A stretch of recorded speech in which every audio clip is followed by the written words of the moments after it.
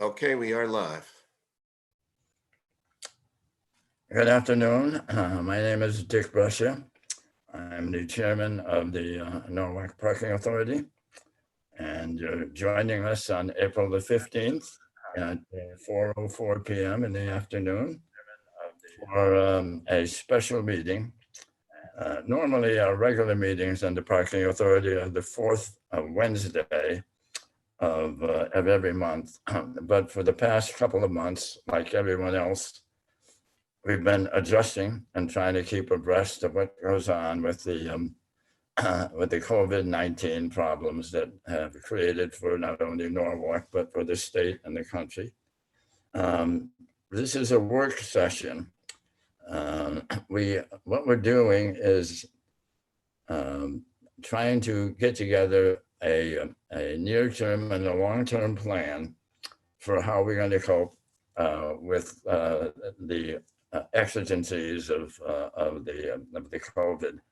And so what we do in this work session is to try to come up with verbiage for action that we're going to take at our regular meeting, which is next Wednesday on April 22nd. With that in mind, let me start by taking roll. I see that the instructions given to me that I'm now the roll taker as well. So Mike Harden.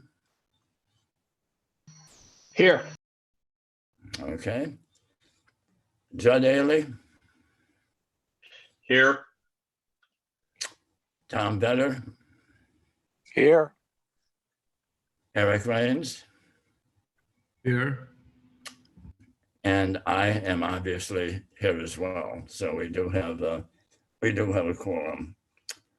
Before we get into the body of the meeting, I've invited Mayor Rilling to join us because he can give us the latest up-to-date look at what's going on from a city perspective.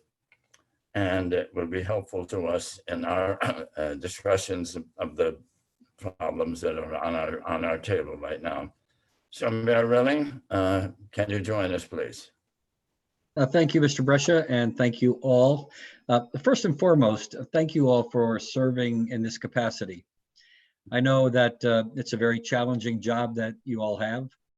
At times, thankless, because no matter what you do, nobody wants to pay for parking, nobody wants to get a parking ticket, but you have a challenge before you to make parking as friendly as possible, not only to our customers, but to our businesses.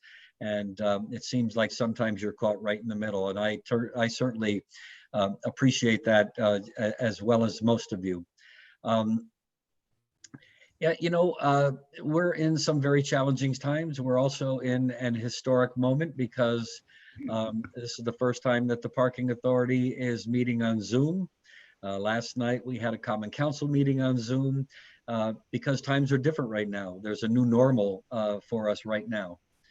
The situation in Norwalk, as you know, we leaped out in front early on in the state of Connecticut and had more positive cases than any other community. We feel that's for a variety of reasons. First and foremost was our proximity between Westport and Westchester County. Westchester County at one point was the epicenter of the COVID-19 problem in the state of New York. Westport jumped out with 20 cases immediately because of a party that they had. But moreover, every day, thousands of people from the city of Norwalk commute into New York and come home at night. We're in the middle of four, for the lack of a better term, bedroom communities, Darien, Westport, Wilton, and New Canaan. And as such, and having two Walmarts, two Stop and Shops, a ShopRite, a Stu Leonard's, a Costco, a Lowe's, and a Home Depot, a lot of people from those communities come into Norwalk to shop. So we felt that that was a big contributor to our situation. Now, having said that, since that time, Stanford has zoomed, no pun intended, past us, as has Bridgeport. Bridgeport has a significant increase over the past week in the number of cases that they have. Not far behind us, Danbury, New Haven, Waterbury. We're seeing the spread continue from the lower, the southern part of Fairfield County, now starting to make its way to other areas which pretty much had few cases, if any. By far, the eastern part of the state is probably not going to see anywhere near what we have. The latest information I have, and let me bring it up right now, and this will be posted later on. Yesterday, we had 773 cases. Today in the system, we have 841, 68 cases more than yesterday. We also had 5 more deaths. We now have 41 deaths of our citizens here in the city of Norwalk. And each death just is a reminder that these people live in our community. They are the people that we work for. And it's so unfortunate that we see this happening. We are nowhere near out of the woods. I know the governor said the other day that he has labeled or has selected May 20th as the day that we will take another look at what's happening. Are we going to open schools? I, for one, would hope that we do not open schools on May 20th, sending almost 12,000 students back into confined quarters, along with their teachers, along with their paras, along with their guidance counselors and food service workers and custodians. That's, I think, a recipe for disaster. Why send them back for 3 weeks before they start the summer vacation? So we are going to be looking at a lot of different things. We're looking at obviously canceling many of the events that are scheduled, the NICE Festival. We're looking at the fireworks. We're looking at a lot of different things that are scheduled coming up. We can't, the challenge before us is to determine when is the right time. When is the right time to do one of two things? Ease back into it, which is probably the way it's going to start out. Ease back into what we call normal, which is no longer going to be normal to most of us. Or do we continue with the restrictions that we've put in place? We were one of the first communities in the state of Connecticut to have a case. So early on, I called together my team and other stakeholders, Norwalk Hospital, Norwalk Public Schools, Norwalk Community Health Center, AmeriCares, Day Street Center, police and fire, our Common Council, our local legislators. And we started having weekly conference meetings. It started out in City Hall and quickly transitioned to having them in on teleconferencing and talking about where we are at any given time, what people are experiencing, what people's needs are. And so we were, I think, because we jumped on this quickly, I think we are leading the charge, not only in the state of Connecticut, but Connecticut and New York are leading the charge throughout the country on what has to be done and making the tough decisions that we have to make. Nobody wants to have to make a decision to close the beach, believe me. Nobody wants to have to make a decision to close barbershops and hair salons. You can see my hair. I mean, I need a haircut so badly, but I was the first one in the state that decided we needed to close barbershops, nail salons, beauty parlors, massage parlors because of the proximity between the client and the service worker. Nobody wants to have to make those decisions, but those decisions have to be made. We have to make sure we do everything because social distancing is the single most effective way of stopping the spread. We also reached out to the large stores I mentioned earlier. I reached out to corporate executives from all of them with the help of Jessica, with the help of Senator Duff, my chief of staff. We had conferences telling them what their responsibility was as retailers, as partners in the city of Norwalk. And if you'll go by some of those stores now, you'll see lines queued up outside. I drove by Costco today. There were about 30 people outside in a line, social distancing, waiting to get in. Same thing with Walmart on Connecticut Avenue. I go to Stu Leonard's and I walk through the store just for an inspection, and we're sending our inspection teams into those stores to tell them either they're in compliance or they're not.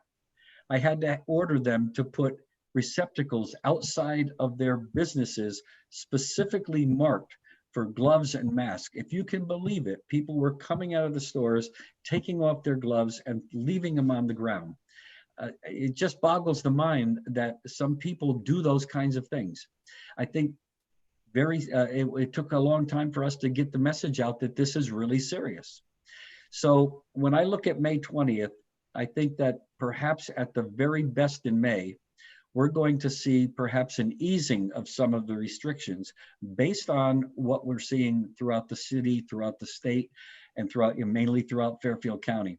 Now, I would say that in order to really make a decision that I feel would be appropriate, it would have to be approximately a period of 14 days from the last positive case, or maybe even longer. Because if we see 1 or 2 or 4 or 5 more cases in the city of Norwalk, we have to assume that each of those people that tested positive are going to infect at least one other person. Because while they're still asymptomatic, they're spreading this virus, but they don't realize it. So in order to make sure that we're going to get it right, we have to have a space between the last positive case and the time that we feel comfortable that it's okay to start easing some of those restrictions. To give you an example, last Thursday, my grandson, who attends UConn and is now studying at home, is working part-time at Trader Joe's. He had a headache. He felt a little warm. He told his supervisor and they sent him home. He went through a telemed interview with a provider, a medical provider, a doctor. They told him to take a test. He went for the test that day. The very next day, he had no headache, no fever. He was fine. He tested positive.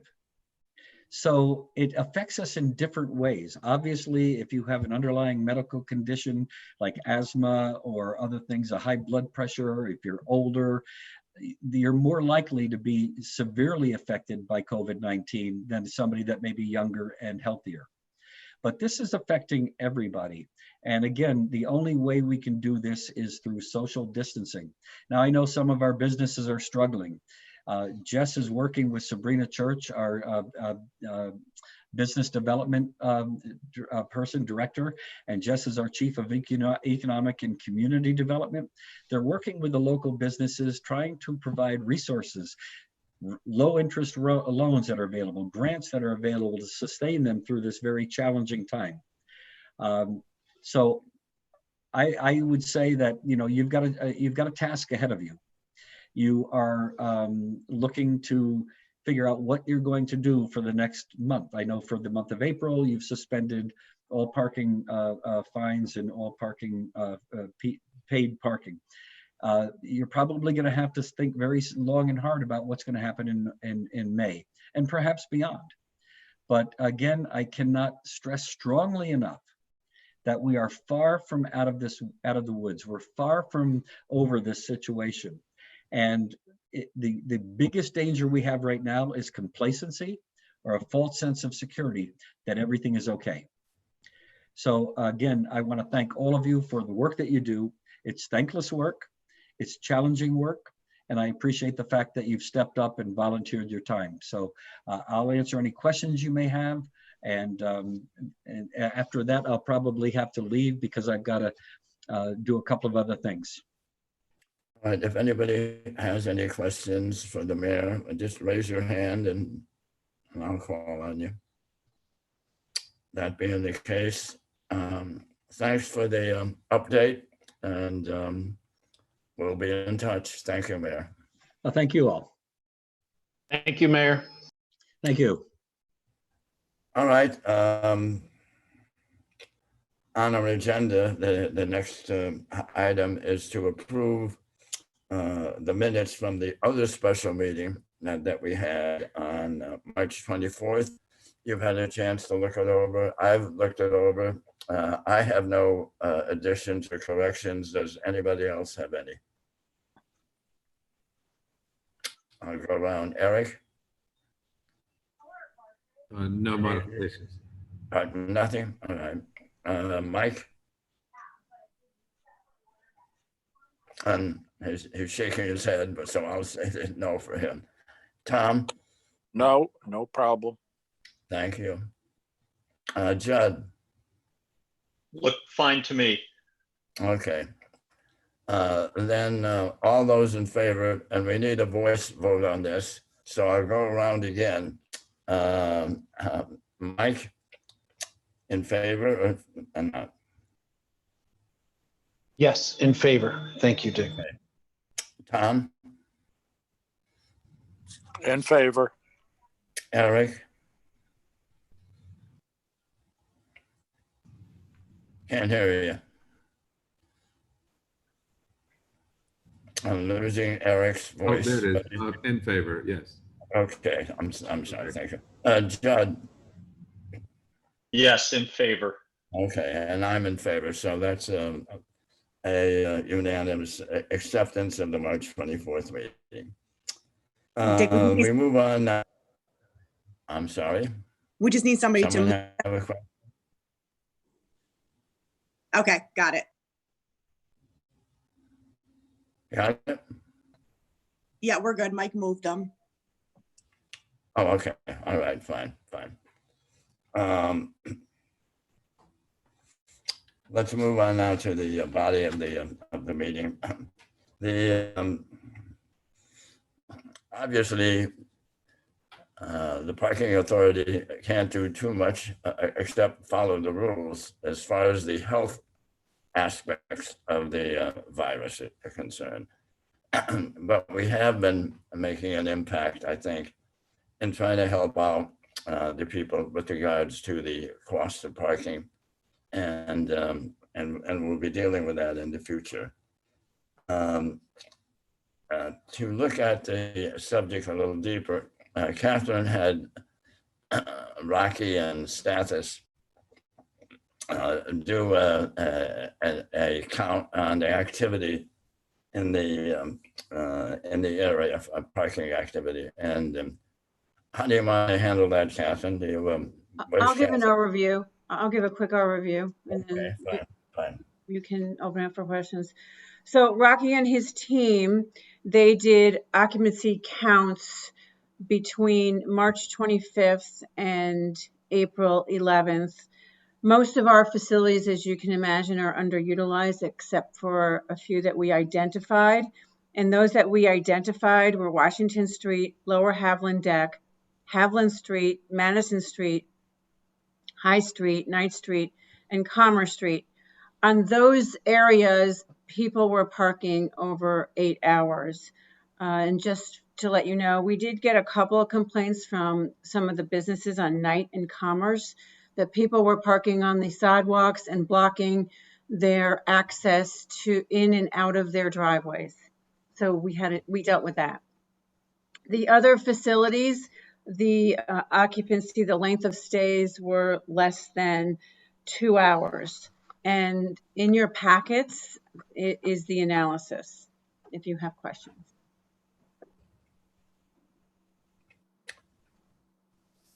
Let's go around the room, see if there are any comments or questions for Mike. I'm getting Mike and No, I'm good. You're all right? Okay. Eric?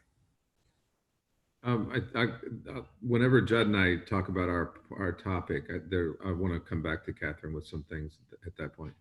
At that point? Okay. Judd?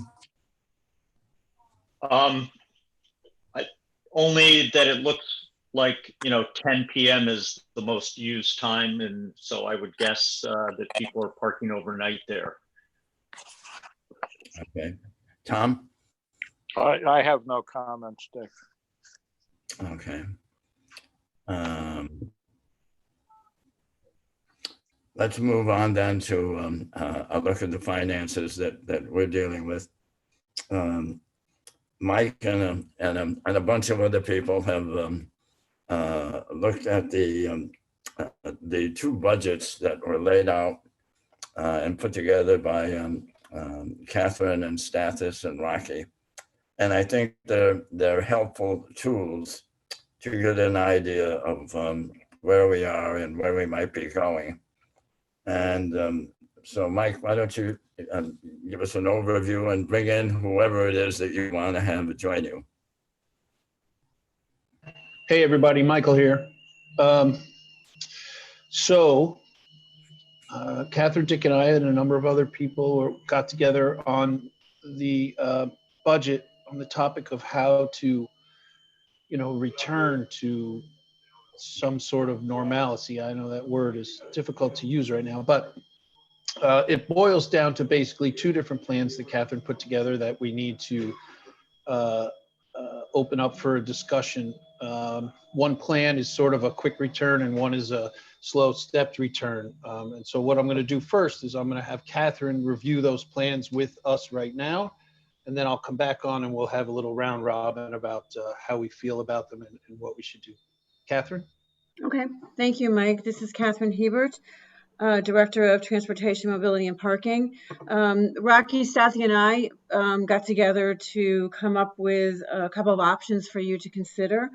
We wanted, April, you had no fees, and we were tasked with coming up with a plan with information and data that we have today through September on the impact of the virus on the parking authority operation and budget, and to consider something that gives the community some relief during this time and a recommended recovery plan, while at the same time providing those essential services.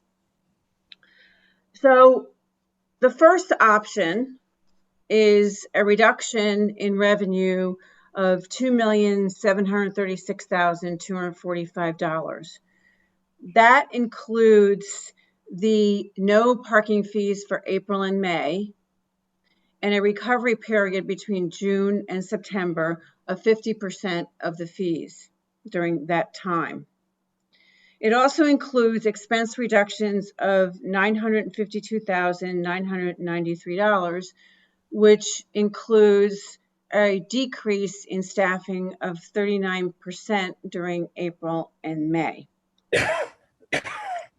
This then gives a net revenue shortfall at the end of $1,454,383. This does include the revenue, the net revenue that the parking authority had at the end of February of $614,946. So that's option one. Option two is a total revenue reduction of $2,365,186.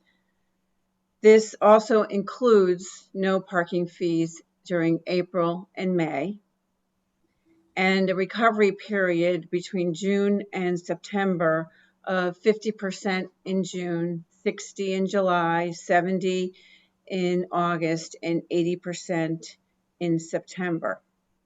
The expense reduction is $933,596, which also includes the 39% decrease in staffing. There is a $19,000 and change difference, $19,397 difference between the two expense decreases. The difference is due to the calculation from the insurance liability that is driven by revenue collections. So because there's a difference in the recovery period, that's the reason. This then gives a net, on option two, it gives a net revenue shortfall of $1,102,721.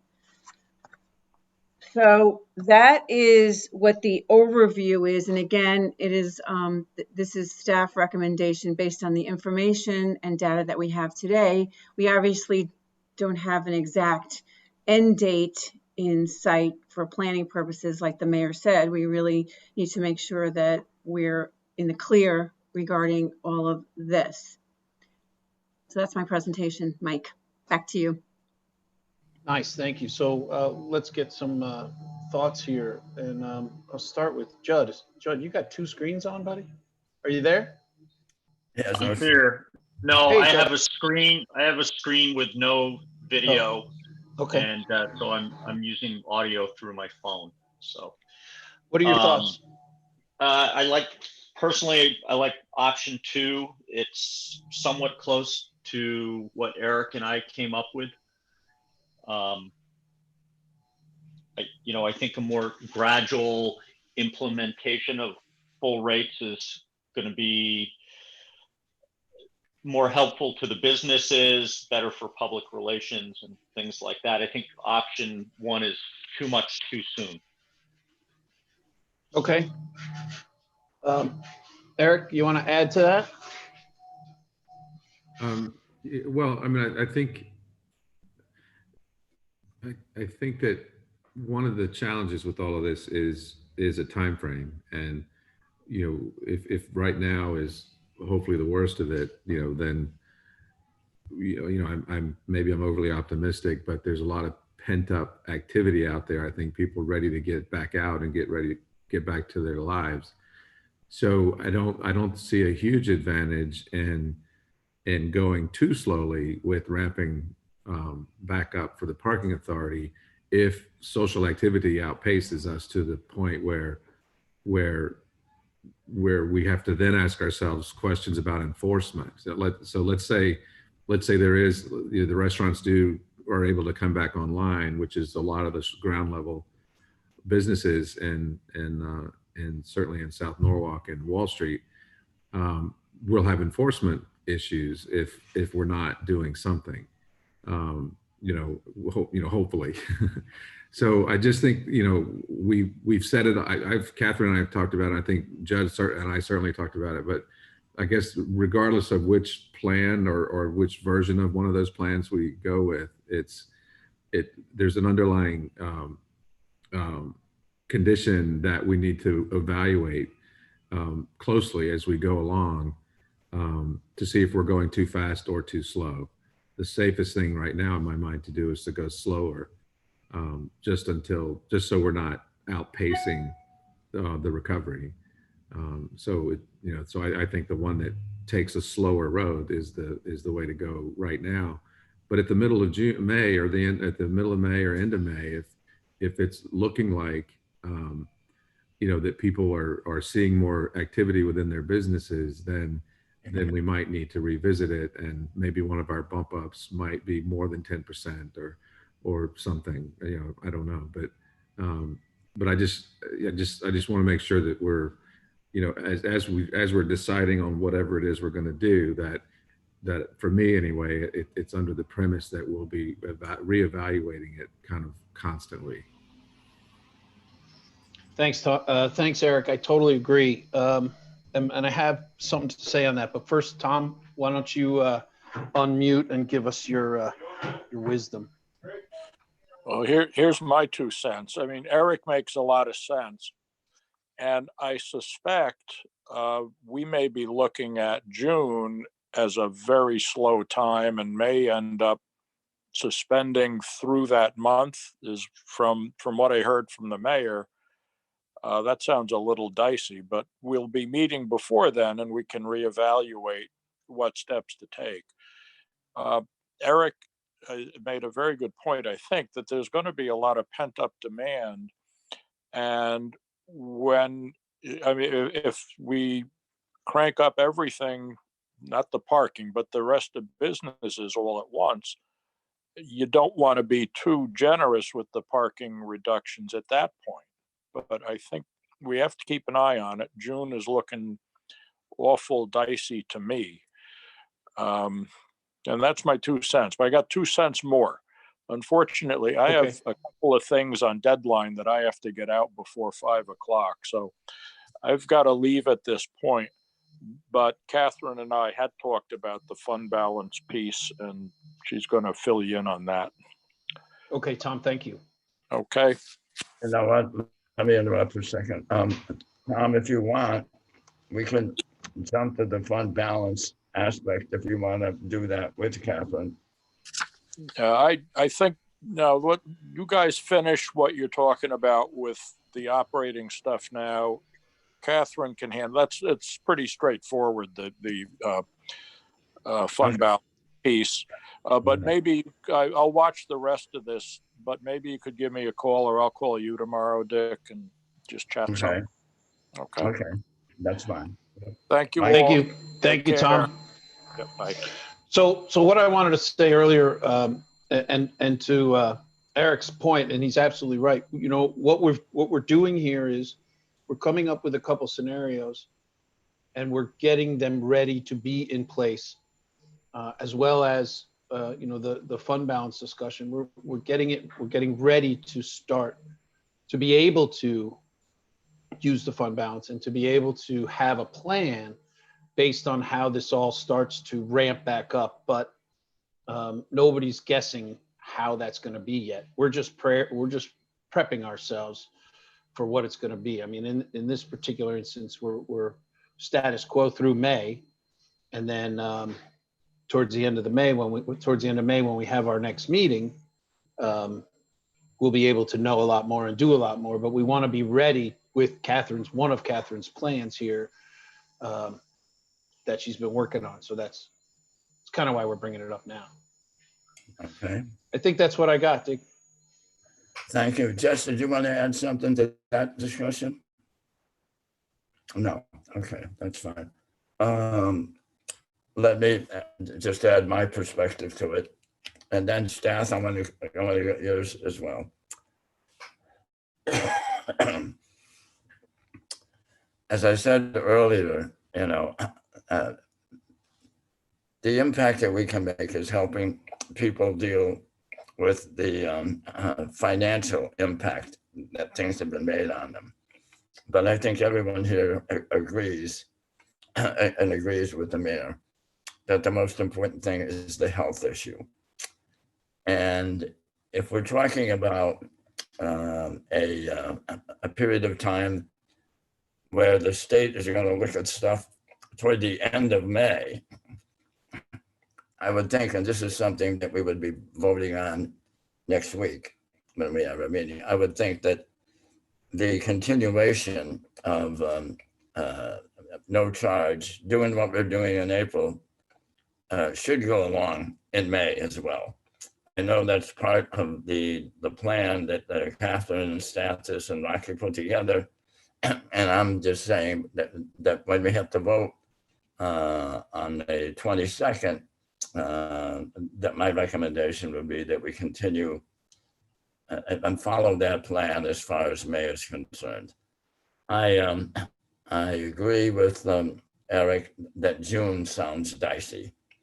I'm not sure, and I don't think anyone is, of how pent up the issue is for people who want to come out and go to restaurants. I know that it's pent up that the restaurants want to open, and I feel for them, and I understand that. But having gone through this, the public here in Norwalk, I think it's going to be very gradual before people start going into a collegial environment. I think there's still going to be a feeling of, wait a minute, let's make sure that the threat has lessened dramatically or passed. And so, Mike, you're right. We have enough information to look at. We will be having another meeting, a special meeting in the middle of May before we have our meeting in May. We have to do that because we've said we would constantly reevaluate what's going on. So after our meeting next week, the regularly scheduled meeting, we'll be in touch with you to schedule another update, hopefully close to that time in May when the state maybe have more information for us, and so may the city. And then we can talk about June. but we also have then a plan, which Eric's going to talk about, and Judd, on how we want to look to have a recovery plan. And I think it's important that we do that, you know, and move forward. So that's my add-on to that. And if you have found anything in the budgeting that you're looking at that confuses you, or that you have a question about, let Catherine know or let me know, and we'll try to figure that out and straighten that out so that you feel comfortable with that. Eric and Judd, let's talk about something positive. If we're moving along and we're going to recover, what are your thoughts on the recovery plan, Eric? Well, as Judd and I talked about it, and you know, we agreed that there needs to be uniform policies, you know, across the city. That if, you know, whatever the policy is in South Norwalk needs to be the same as East and Wall Street for the parking assets that are there. And then, like Judd said a minute ago, the number for the numbers comparison, it's similar to the more slow rollout that Catherine mentioned in what she was talking about, which I still think makes a lot of sense. I think one of the challenges is going to be that, just from the restaurants in particular, that they're all going to hopefully they'll all recover, but in that recovery they're going to recover at different rates. And you know, I can imagine that restaurants that have rooftops or outdoor areas are going to recover faster than restaurants that are fully enclosed, for the things that you were saying, Dick. And if that's the case, then there's going to be an uneven demand for parking. So having a uniform policy might be challenging if there's a big demand in one area and not a big demand in the other. So you know, I think that makes the case for being a more gradual rollout, as opposed to one that's you know, that's quicker. So Judd sent around the chart. Judd, you want to go through that, and then we could jump back after that and talk about how we think the permitting should be handled? Sure. You know, what I sent out was the chart that was percentage of our normal parking rates. What Catherine did here was a discount. So if I swap our chart around, in June, we would discount 75%, and in July, 75%, August, 50%, September, 25%, October, 25%, and be back at full rates in November. One thing too I've thought about is when things are opened up, for instance, with the restaurants, there may be an order from the city or the state that the restaurants can only have, say, 50% of their posted occupancy. And so if that's the case, there's going to be a lot less demand for parking in those early months that we begin to open up. Also, in terms of permitting, Eric had come up with the idea of, and Eric, correct me if I'm wrong on this, but that existing permit holders, if they can't afford to pay, we put them on a wait list until, say, the first of the year. If someone wants to buy a new permit with these discount rates that we're proposing, you know, the sooner they buy a permit, the cheaper it's going to be. And the longer they wait, if they wait till November, they'd be paying full rate on that. So those are my thoughts on that right now. All right. So there's another piece that I'm just sort of thinking out loud now here. Judd and I didn't talk about this because I hadn't thought about it. But if as the parking demand increases as a result of increased business activity, you know, maybe we want to maintain pickup and drop off spaces along the curb that would be strictly for you know, the deliveries people that come and, or family, you know, whoever's coming to pick up their food from restaurants.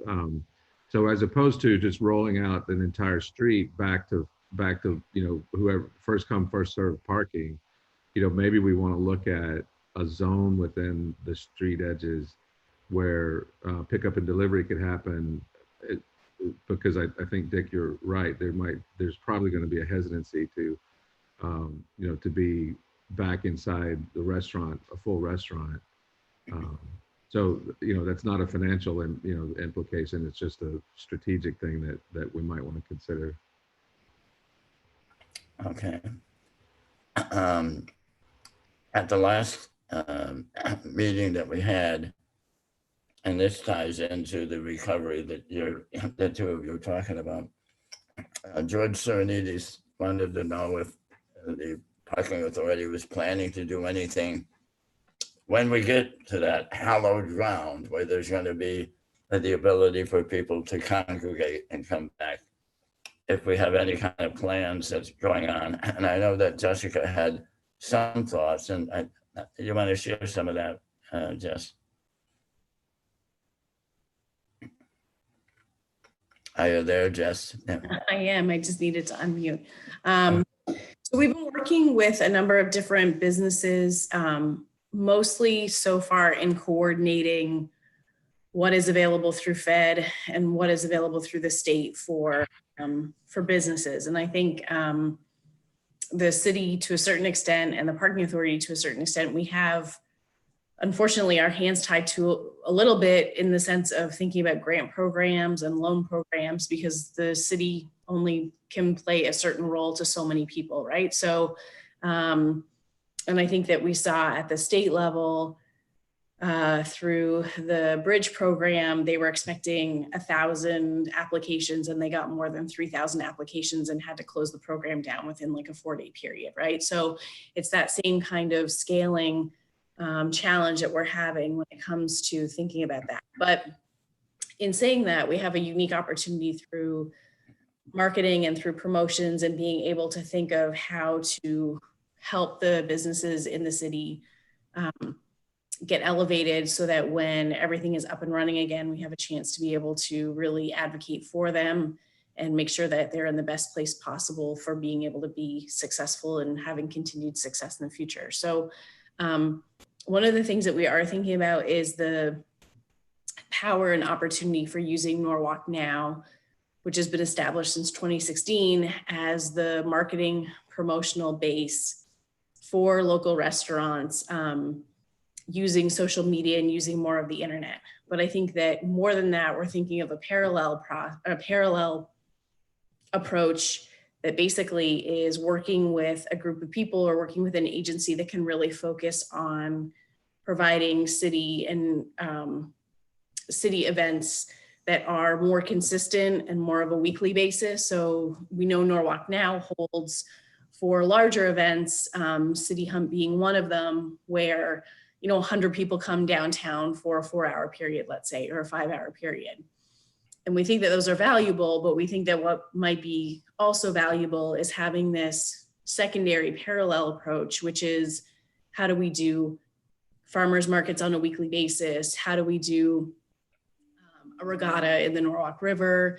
How do we do events that focus on shellfish and the food that Norwalk has and is bringing in out of the harbor each and every day?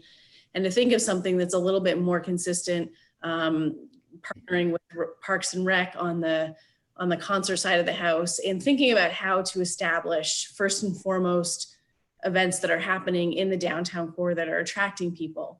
I think that with Norwalk Now, what we did was we used a model where we're promoting regionally and promoting statewide and promoting across state borders, and letting other folks sort of run the events like the Oyster Fest or Pride in the Park kind of thing. I think what we want to do moving forward is establish the events and establish the programming in-house, be able to make sure that we're focused on that on a weekly basis or a bi-weekly basis, build the local resident participation in that, And then once we have that going up and going, then be able to start pulling from outside communities and then from Fairfield County and then from the state. So just thinking a little bit about different approaches in being able to prop up the local businesses without doing specific local grants or being able to provide loans. So I hope that helps, Dick. It's something that we've been thinking about for a while, but I think with the new fiscal year coming up and also some of the time that we've had over the last couple of weeks to think about it, we'll be able to put out a couple RFPs that really gear us to be able to have different approaches that work in parallel with one another. Thank you. Any questions or comments for Jess? No hands are being raised. I don't see any. Status, I didn't get back to you, and I promised I would, on the issue of the budgeting that you and Catherine had put together with Rocky. Do you have any comments on what you've heard from the members of the parking authority? Dick, no, none in particular. If there's any questions on it, we can certainly answer it. But the way you want to escalate the fines or the rates, we'll implement. The only thing I would just suggest is whatever you opt for, try to keep in the back of your mind the administration and implementation of it. So it's not so complicated that it confuses the public. So in this case, sometimes simple is better. So just keep that in mind. Catherine, do you want to jump back in and have anything to add? No, if you'd like, I can launch into the fund balance and the relationship between whatever policy you decide and that. Yeah, why don't you do that then? Okay, so like I said before, and I'm just going to make an assumption here because I don't have the numbers, the bottom line numbers of whatever Eric and Judd are recommending at this time, since all we're doing is discussing. But for the option 2, just as an example, the net revenue shortfall of 1.102721,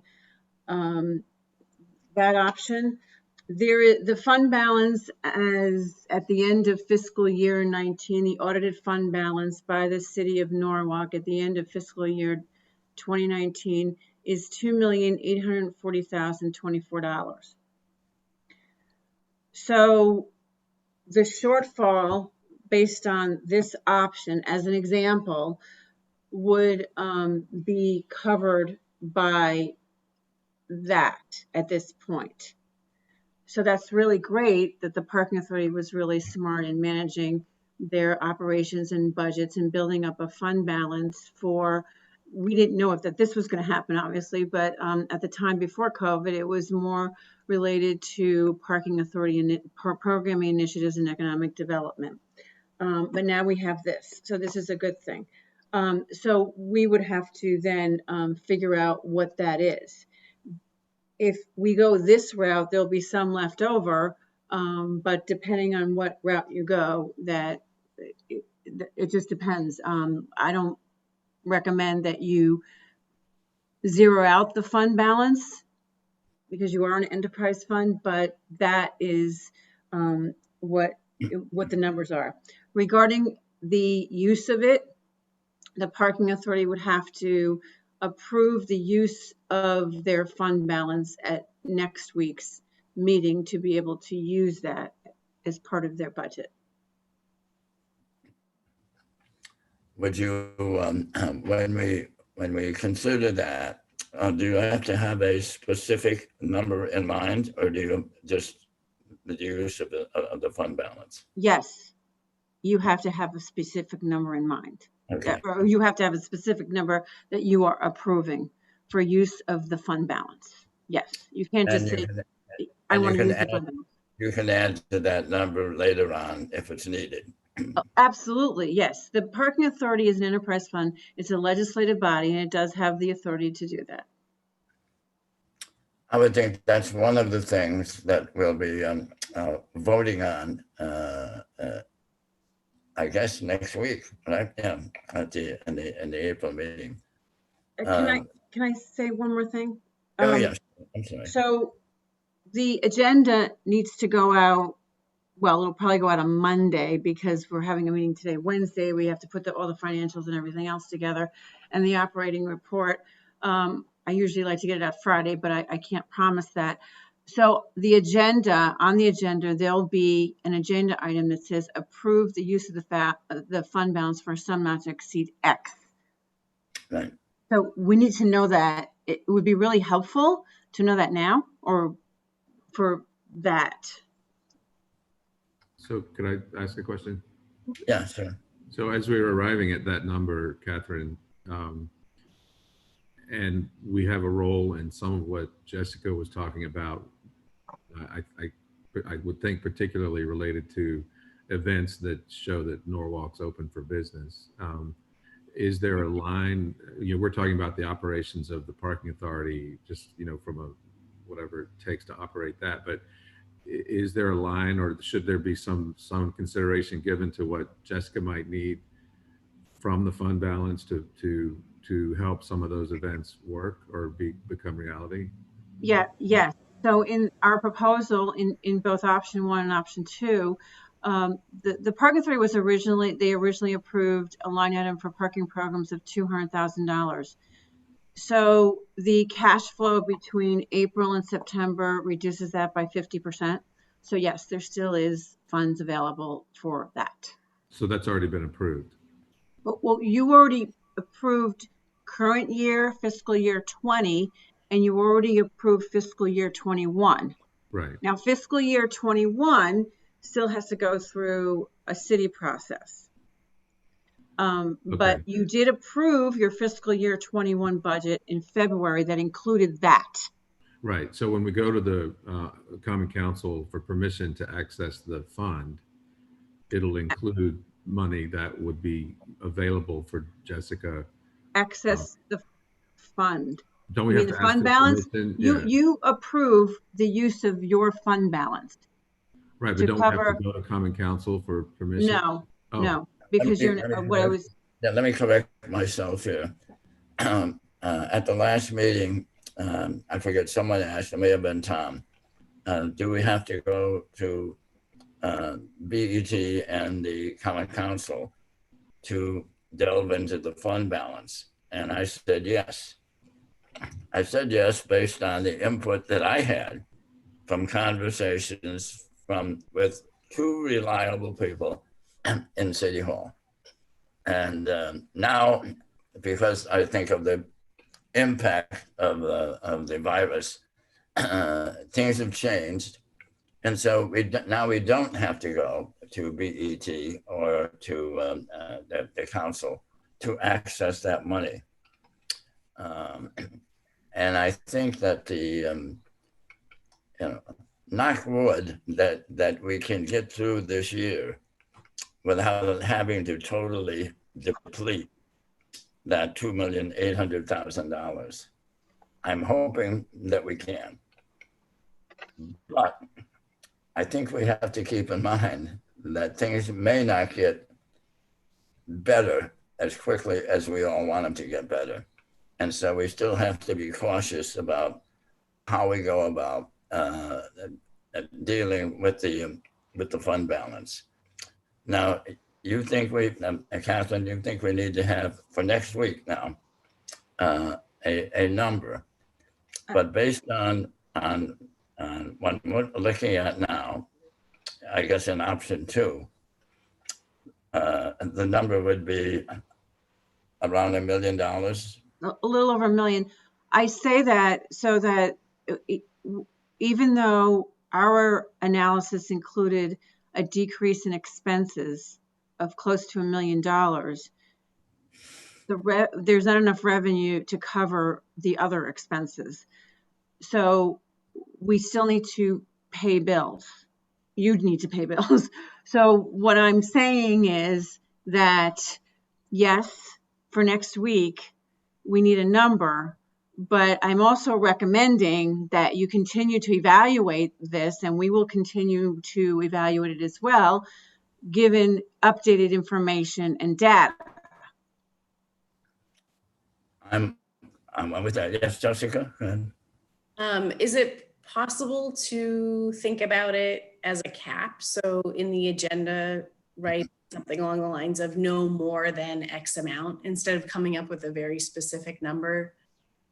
I know, Catherine, you said you don't want to recommend that everything be spent, but if there's a remainder in the account, what is that comfort level? And then does the parking authority want to say approves up to a cap of X, and then you have that flexibility to work within that number, not saying that you would spend 100% of it, but that you wouldn't have to go back and ask and then go through this process again?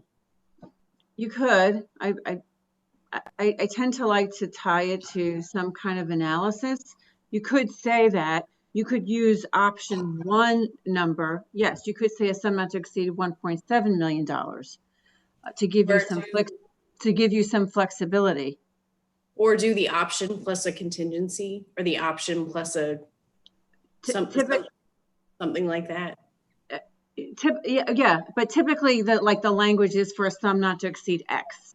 Yep. So exactly. yes, you could do that. You could take the higher number, but given that it's tied to some kind of analysis, I would feel more comfortable with that. Are you able to, do you know when you would be able to provide the parking authority with the analysis so that they would be able to? We have, well, I'm just going by the 2 options right now, just for next week. Got it. Yeah. The one that says 1.7, right? Excuse me? Yes, yes. The option, which was, I guess, option 1, was the most expensive. Correct. That was yes. And that number would be 1. I will give you that right now. That number, it'd be great if I had them in front of me. Here we go. That number is $1,454,383. All right. So to Jesse's point, and if we're going to vote on this, and we can discuss it again next week, but so why don't you draw something up that we can discuss and vote on that says not to exceed $1.5 million or whatever, whatever number. That's great. Sure. Is that okay? I just have a question. If we're not asking permission from anybody to use the fund, why do we have to establish a number at all? I mean, if we can use it at our not our discretion, but at our need, then why do we have to have a number? This fund balance is not part of your budget. You have to authorize the use of it. So it's an audited number. But we're just approving the use of it. We're not right. So we're agreeing as a group of panelists that this is how we want to spend some of the fund balance. Correct. Yes. So what I said before, thankfully, the parking authority did a lot of smart budgeting, and the audited fund balance at the end of 2019 is over $2.8 million. So that's good. So before COVID, that fund, that cash, you had already you already approved a strategic plan. You were thinking about parking programs and economic development initiatives. But now this happened. So this is really good. So you need something to cover the budget shortfall due to the impact of this virus on the operations. All right. Okay. But it's not part of your budget. It's not in your budget. It's an audited number. Right. All right. So we're just. Excuse me. What's in the budget, or what comes out in the budget, is the potential deficit that's going to be shortfall. Yeah. So it isn't that we want to use it. No. We have to use it. You have to. We're just agreeing. We're just agreeing on a plan and using it the way that our plan that is going to say. So right. It's not like we're I guess the bottom line is if it turns out that, you know, $1.5 million doesn't get us where we need to be, then we'll have to have this similar conversation and figure out that. Yes, and you're going to. You're already planning to do that every few weeks, Well, so we that's will fine. anyway have to have that conversation. Right. Okay. Because, you know, as Catherine said, and you brought up before, if we've got light at the end of the tunnel, and there are programs that we want to fund, and the only way to fund them is by going into the fund balance that Jessica comes up with to help revitalize the city, we can then again discuss it in that term. The 1.7 is operating. It's a potential shortfall. So not to exceed 1.5 or whatever the number is. But beyond that, as we go on, remember, we're constantly going to be reevaluating this. We've done it already, and we'll reevaluate it early in May.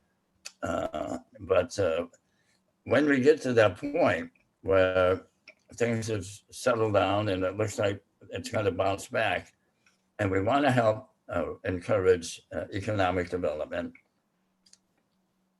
Jessica could come up with a plan, working with Catherine and whoever, and say, can you provide another 200,000 or something like that for the following things? This is what we want to do, and we can deal with it then. We won't have the money to deal with it, but if we're back and running, we'll be generating some revenue, so we may not need as much, but we can go back and do it then. So why don't you put something together, and so that everybody can look at that before we have our meeting next week, that talks about how what the verbiage would be for the request for the fund, for the use of the fund balance. Yes. Yeah. We need to get the agenda out this week if we can, and that number needs to be in there.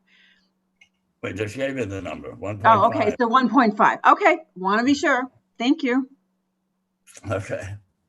Staff, do you have anything to add to that? Nope, I do not. You're just a silent person there. Okay. Remember what we were trying to do, the main reason for the meeting here was to get a dialogue going so that we could put some hard edges to some recommendations that we have to deal with near term. What we do in the month of May, we have to vote on next week. What we do with the fund balance, we have to vote on next week. The other things are going to evolve. I think we need to get a distillation of the input and the suggestions on how to deal long term, so that we can review that again and see if that makes sense. And that's just a new guidepost for us as we look into late summer and into the fall. Do we have any other business that someone wants to bring up, or are we all done? That being the case, I will entertain a motion. Yes, Catherine, you can't make it, but I'll entertain. No. I have to say one thing. So next week is your regularly scheduled meeting. Right. It is normally scheduled at 6 p.m., but there's a conflict. And now that we're in Zoom meeting mode, there's a conflict with there's a public hearing on the City of Norwalk's operating budget at 6:30 p.m. So I sent an email out to all of you to have the meeting at 4 p.m. So I just wanted to remind you of that. And all of you did send an email back that you were okay with that. So that's fine. I saw all the emails and everybody else did too. So 4 o'clock is the meeting for next week, right? Okay.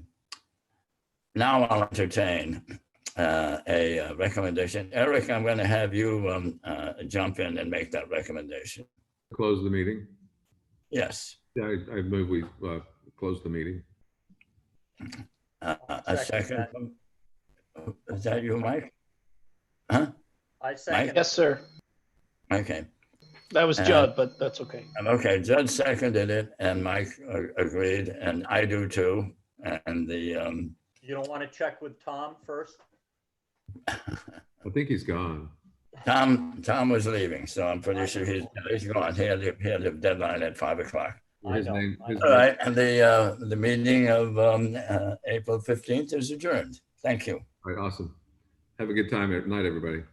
Good night, Thank you. everyone. Thank you. All right, thanks, Mike. Right.